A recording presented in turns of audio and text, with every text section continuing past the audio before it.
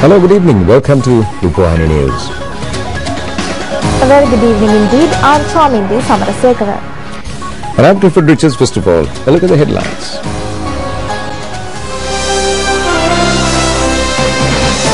The government of Japan pledges continuous support towards Sri Lanka's economic development. The IMF states that Sri Lanka has the highest economic growth compared to other countries in the world. The proposed electricity tariff revision will be amended under the President's instructions with immediate effect. Bird flu epidemic in China is likely to spread into neighboring countries.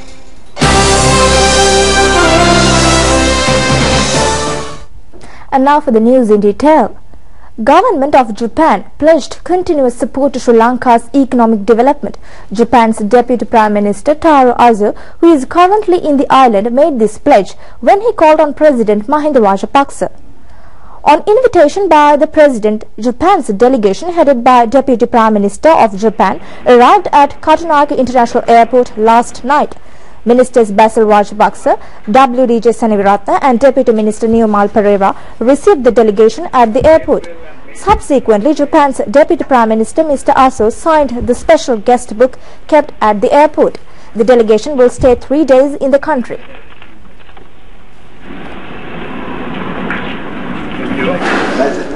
Japan's Deputy Prime Minister Taro Aso called on President Mahinda Rajapaksa today. President Rajapaksa extended his sincere gratitude to the government of Japan for its continuous assistance in Sri Lanka's major development projects.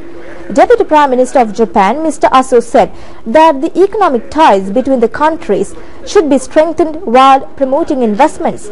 Ministers Professor G.L. Pieris, Dr. P.B. Jayasundara, Governor of the Central Bank, Ajit Niwad Cabral, Foreign Secretary Karunatilaka Amunugama, the Chief of President's Staff, Gamini Senarath, and Sri Lanka's Ambassador to Japan, Admiral Vasantha Karanaguda, were also present on the occasion. The Japan delegation was also hosted with a lunch at Temple Trees today. National treasure, gold and silver. Meanwhile, Japan's delegation headed by Deputy Prime Minister of Japan visited Colombo Port today.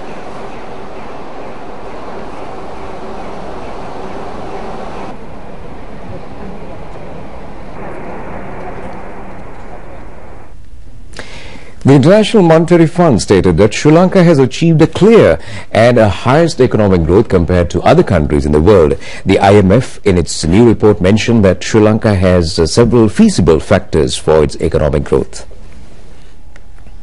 Broad-ranging discussion of policies, of developments in the economy and economic policies with IMF staff. Now, a team led by John Nelms came here a couple of months ago and had those discussions with the government and with the central bank. They went back to Washington, they wrote a report which they submitted to our executive board, which represents the various governments of the world, and the board had a discussion of that Article 4 consultation yesterday.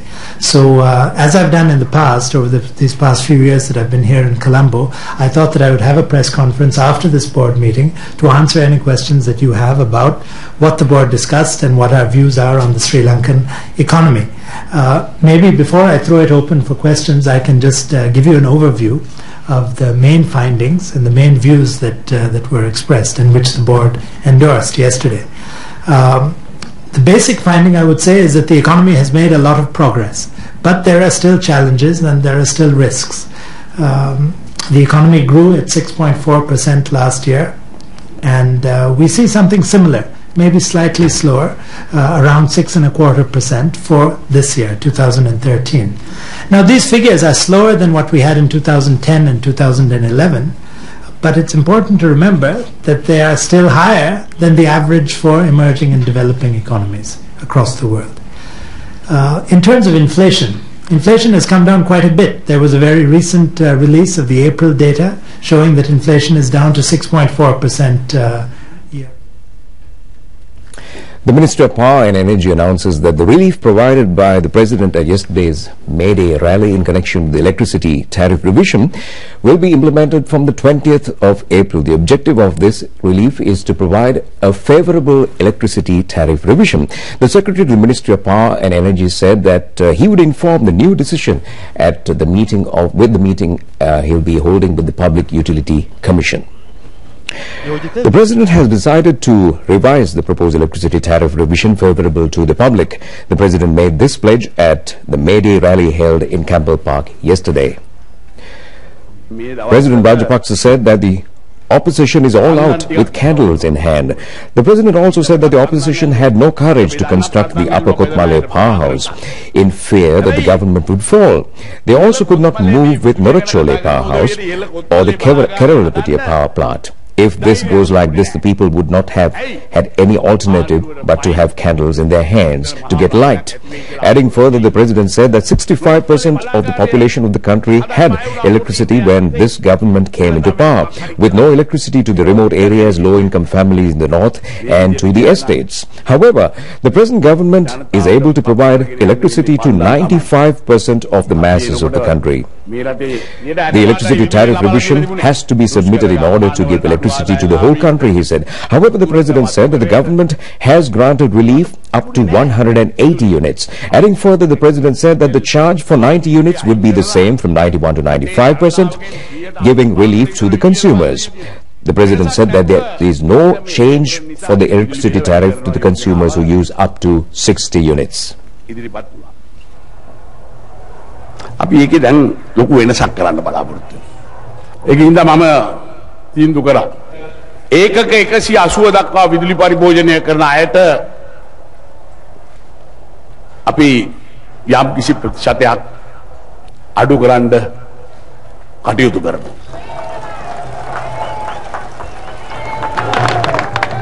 එතකොට මේ මම ආපුවම කිව්වා අනේ sir මේ 90ක් ඉඳලා හදිසියෙ වැරදිලා ගෙදර පොඩි පාටියක් තිබුණ දවසට අපිට 91ක් 2ක් වෙනවා.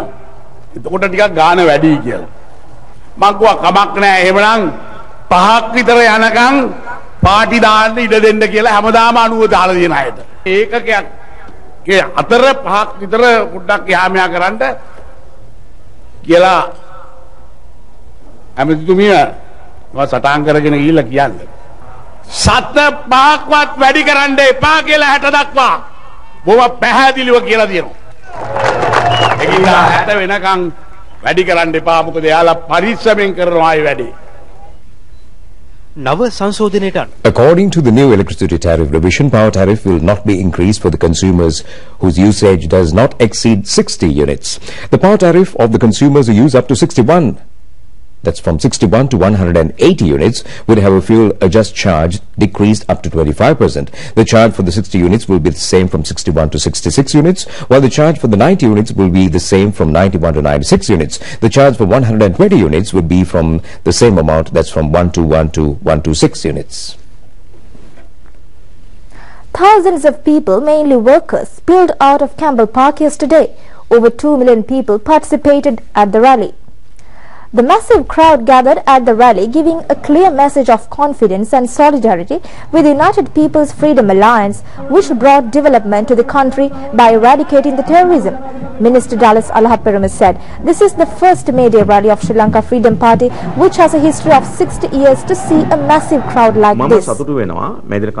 Minister Dallas Alahaperume said that the massive crowd gives a clear message about the confidence that they have placed on President Mahinda Rajapaksa's government. ග්‍රාමීය ජනතාවත් නාගරික ජනතාවත් සියලු දෙනා දසලක්ෂ ගණනින් ඇවිල්ලා එක මතයක් ලෝකයට කිව්වා. ඒ මතය තමයි මහින්ද රාජපක්ෂ ජනාධිපතිතුමාගේ නායකත්වයෙන් මේ ආණ්ඩුව කෙරෙහි තියෙන විශ්වාසය මේ ආණ්ඩුවත් එක්ක අපි ඉන්නවා කියලා කියන ප්‍රබල මතය ලෝකයා හැමෝම මුදාහැරියයි. The opposition party engaged in propagating false propaganda while condemning country's development projects. However, the minister said that the presence of such a massive crowd is a clear message of confidence and solidarity.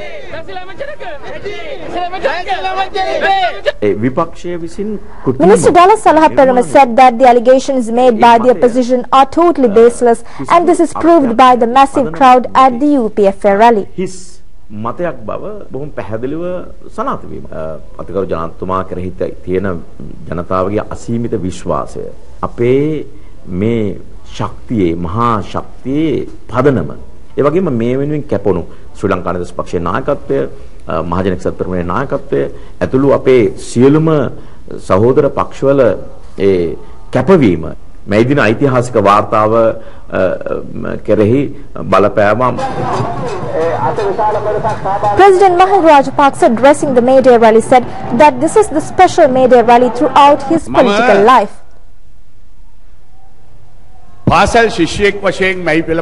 president said that he had participated in May Day rallies as a school student. The president also said that he had participated in May Day rallies as the leader of trade union, as a minister of labor, as a prime minister and as the president of this country. The president also said that this May Day rally is an unprecedented.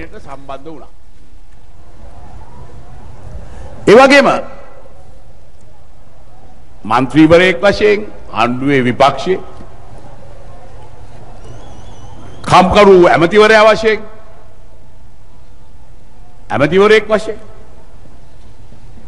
විපක්ෂයේ නායකයා වශයෙන් උත් සම්බන්ධ වුණා. අගමැති වෙලාව ජනාධිපතිවරයා වශයෙන් අද සම්බන්ධ වුණු මේ මැයි රැළිය මේ සියලුම මැයි රැලි වලට වඩා අති දැවැන්ත නිල් රැල්ලක් බවට පත් වෙලා තියෙනවා කියලා මම තමුන්නාන්සලට මතක් කරන්න ඕනේ. The May Day rally organized by Sri Lanka Freedom Party comprised with various attractive features. The May Day rally featured with several creations to depict country's labour strength and economic growth. The May Day is a day to win the demands of the working community. However, the past May Day rallies took a political face. The main objective of those meetings were to drive the political opinions to the people. Therefore, the UPFA government wanted to celebrate the May Day to symbolize the economic growth of the country. Priority was given to fisheries, agriculture industries, transport, education and women empowerment at the rally. The progress of the Divi Naguma project, which was introduced by the Minister of Economic Development Basil Rajapaksa, was also displayed towards the requirement of the public. Accordingly, the political analyst said that this year's May Day rally can be considered as a progressive review held with the participation of all the communities of this country.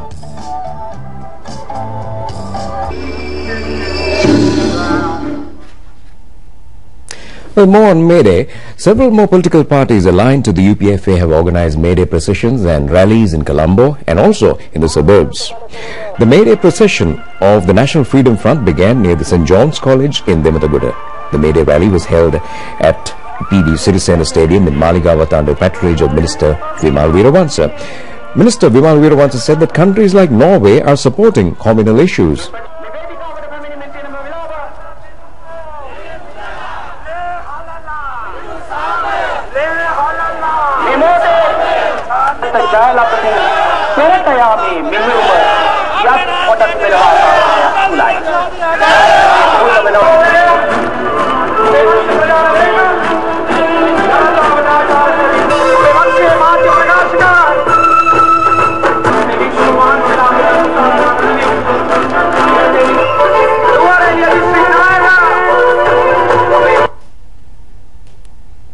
දකුණේ සිංහලයා මුස්ලිම් මිනිහට ගහනවා වගේ පේනකොට නැගෙනහිර මුස්ලිම් මිනිහාගේ මනස ඉබේම තල්ලු වෙනවා.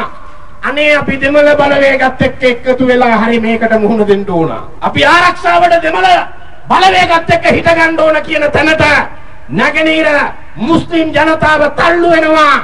මෙතන සිංහල මුස්ලිම් ගැටුම ඇවිලුවාම. ඇයි? ඔය ගැටුම අවුලවපු බලවේගය අන්න පිළිඅරගෙන ඉවරයි නෝර්වේ වලින් තමයි උදව් කළේ කියලා. ඒක ඉන්න එක සම්බන්ධීකරණ ලේකම්.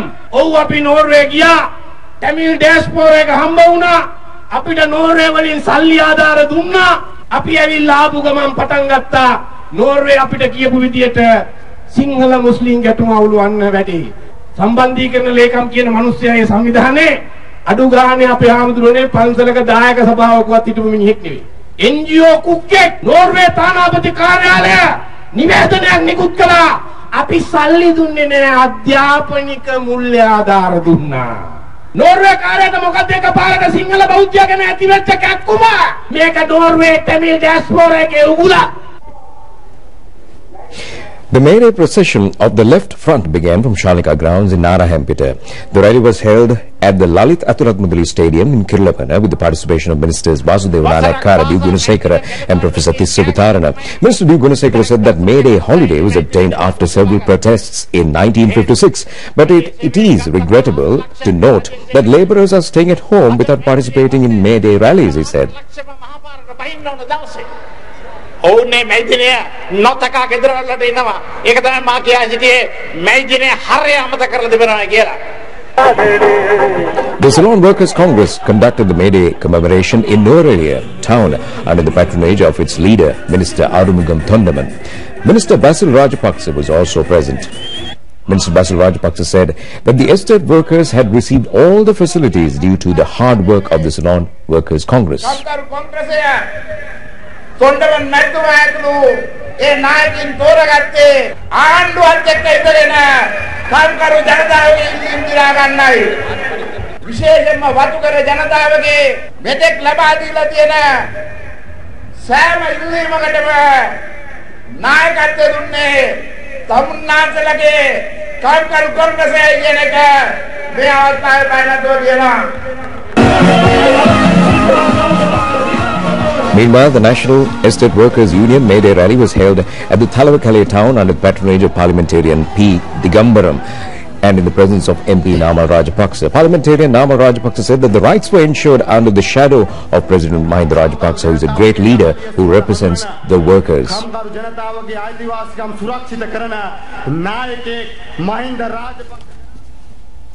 The people in the European region staged a World Labour Day protest against curtailment of welfare facilities. The government of Greece, along with the private sectors, commenced a 24-hour protest. Millions of people gathered at the protest held at Athens capital. Greece has been caught up with an acute economic downturn for the last 6 years. The organizers said that they have decided to use the World Labour Day to protest against the curtailment of welfare facilities. Unemployment stands at 27% and pay and pensions have been slashed. The unemployment rate of 59% prevails among the youth. Government has also planned to expel 15,000 administrative officers. The unemployment rate in all the countries in Europe has been on the increase as a result of economic crisis in 2008-2009. The unemployment rate in Spain is 26.7, while it is accorded 17.5 in Portugal. Meanwhile, the unemployment rate at Eurozone has gone up to 24%. Well, Thailand invites Sri Lanka to join a port project. Deputy Prime Minister of Thailand, Surapong Thavichakkaikul, was invited to become a partner in the joint port project between Thailand and Myanmar. The visiting delegation headed by Thailand Deputy Prime Minister called on President Mahinda Rajapaksa at Temple Trees this morning. They said that the President's last visit to Thailand was a landmark visit and marked a new chapter in bilateral relations between the two countries. The President thanked Thailand for its support during the vote on the resolution on Sri Lanka at the UNHRC. Thailand voted against the UNHRC resolution both this year and last year.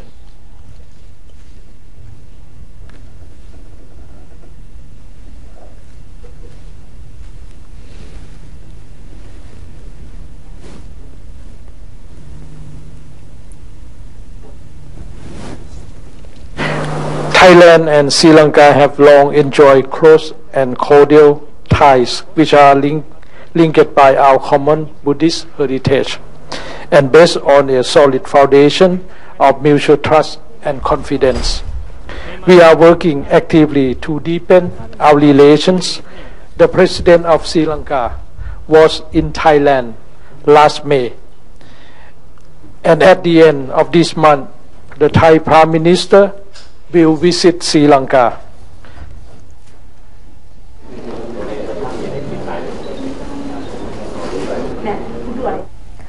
The World Bank forecasts that the economic growth of Sri Lanka would surpass 7% next year. Accordingly, it is expected that Sri Lanka's economic growth would surpass India's economic growth. The World Bank forecasted that the economic growth of Sri Lanka would be 7.5% in 2014. India's expected economic growth is 6.3%. Accordingly, Sri Lanka is going to become the country to acquire the highest economic growth in the Asian region. According to the World Bank reports, America's expected economic growth is 6.3%, while the economic growth of Greece, which is considered the fastest developing country in the world, is 4%.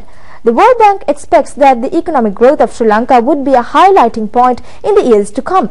When compared to the other countries in the world, it is also expected that the per capita income of Sri Lanka, which is $2,927 at present, would go up to $4,000 in 2016. Accordingly, Sri Lanka achieves the Millennium Goal of the United Nations in 2015. Compared to other countries, Sri Lanka maintains its unemployment rate to a minimum level. The unemployment rate has come down up to 3.9% at present. Over 20 million people are unemployed in Europe, which the highest unemployment rate prevails. The World Bank points out that the defeat of terrorism in 2009 has directly contributed to Sri Lanka's economic growth. Parliamentarian Namal Rajapaksa said that Sri Lanka is rapidly being converted as the main centre for naval transport in the southern hemisphere. In the new century of Asia, the MP appealed to the international community to come forward as stakeholders of this country. MP Namal Rajapaksa made these observations addressing the award ceremony of the Sri Lanka Ports, Industrial and Service Supply Conference. The three-day conference was commenced in Colombo yesterday. The Sri Lanka Ports Authority hosts the conference conducted by the International Sea Trade Organization. Well, several factors including ports and marine facilities, mega investments and ports, and also transport sector, energy development and the challenges in the marine tourist sector were also lengthily discussed at the forum. වරාය හා ප්‍රවාහන ක්ෂේත්‍රයේ මහා පරිමාණ ආයෝජන බලශක්ති සංවර්ධනය සමුද්‍රීය සංචාරක ව්‍යාපාරයේ අභියෝග ඇතුළු මාතෘකා රැසක් සමුළුවේ අවධානයට යොමු කෙරේ. සමුළුව හමුවේ අදහස් දැක්වූ පාර්ලිමේන්තු මන්ත්‍රී නාමල් රාජපක්ෂ මහතා. I'm glad to remind you that Sri Lanka has put behind its image of being a center of terrorism. We are now a center for peace and development. We have wiped out terrorism and seek to strengthen peace with investment and development. The friendship of our people and country extended to the investors in a land where the economic fundamentals are in a very good shape. Minister Susil Premajayant, Rohit Abhigunawardena, Parliamentarian Lohan Ratpat, the Governor of the Central Bank, Ajit Niwad Kabral, and Chairman of the Sri Lanka Ports Authority, Dr. Priyat Bandhu Wickrama, were also present at the occasion. Colombo Urban Councillor Asad Saleh was taken into custody on allegations that he had attempted to create differences between communal and religious groups. He is also charged with financial allegations. The Director General of Media Centre for National Security, Lakshman Hulugalla, released a statement in this connection. The Director General Lakshman Hulugalla said that the CID is now questioning from Asad Saleh in this connection. The Director General Lakshman Hulugalla said that Asad Saleh was hiding at number 25 Gamini Road, Salamullah Kolonnawa area at the time of his arrest, but he was not at his residence located at Flower Road as claimed. The reason for his arrest is to investigate in connection with his financial allegations and to his attempt to create unrest among religious groups. He was arrested as he issued statements which bring hatred among communities and religious groups. The Director General also said Asad Saleh was arrested in accordance with Sri Lanka's Penal Code and under prevention of terrorism. Adding further, the Director General Lakshman Hulugalla said that he would be brought to the book following inquiries. Ms. Chamitri Rabukwella was elected as the chairperson of the Committee on Conferences. Ms. Rabukwella, aged 27, is also one of the youngest to hold the position of chair. Well, the Committee on Conferences advises the General Assembly on all matters pertaining to the organization of the United Nations conferences. Ms. Rambukwella was endorsed by the Asia-Pacific Group of States for the position of chair. Moreover, Ms. Rambukwella is also acting as the second secretary of the Permanent Mission of Sri Lanka to the United Nations in New York. She will be chairing the committee from the term 2013 to 2014.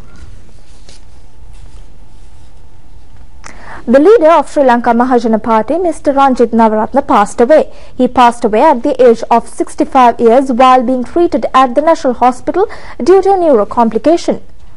The late Mr. Nawaratne, who started his political career at the last part of 70th decade from Sri Lanka Freedom Party, became the pioneer to form Sri Lanka Mahajana Party with late Mr. Vijay Kumaratunga in 1984.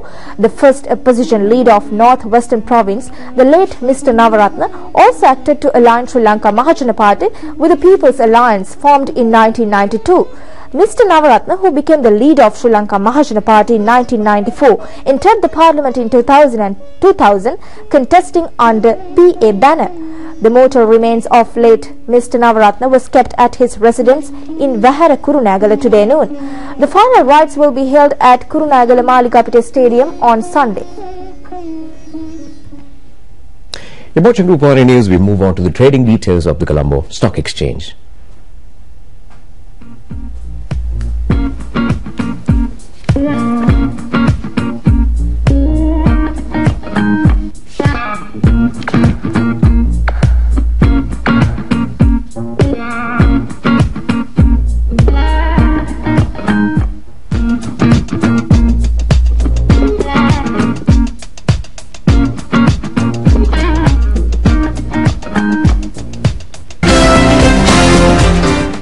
And welcome to Sports News on RupEng. The 11th Sports Festival of Sri Lanka Universities commenced under the auspices of President Mahinda Rajapaksa at Moratuwa University grounds this afternoon. 5,200 sportsmen and women representing 14 universities of the country are participating at the 11th Sports Festival of the universities.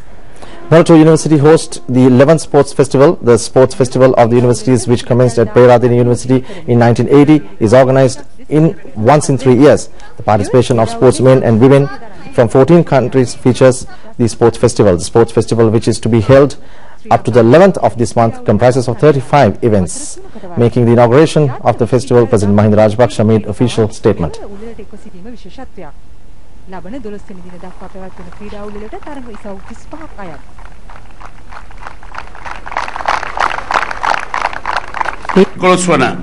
Sri Lanka Vishwavidyalaya ක්‍රීඩා උළෙල විවෘත කරන ලද බව මෙයින් ප්‍රකාශ කර සිටිමි. මම ඔබ සියලු දෙනාටම සුබ පතනවා, ජයග්‍රහණය පතනවා.